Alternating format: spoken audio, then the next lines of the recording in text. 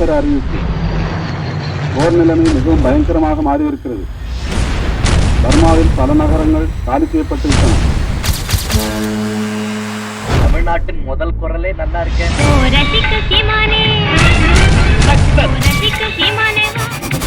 ஏமாற்றுக்காரன் தான் உங்கள் அருமை தங்களை மறந்து விட்டீர்கள். அப்ப நான் உனக்கு தங்கச்சியா? 2-3 நாளாவே சொல்லலான்னு இருந்தேன். சமுதாயமே பிச்சைக்கார மடம், பைத்தியக்கார விடுதி, திருடர் குகை. இதில் நான் மட்டும் வெட்கப்படுவான். வெளிநாட்டிலிருந்து திரும்பிய ஒரு தமிழனுக்கு வாழ வழியில்லை.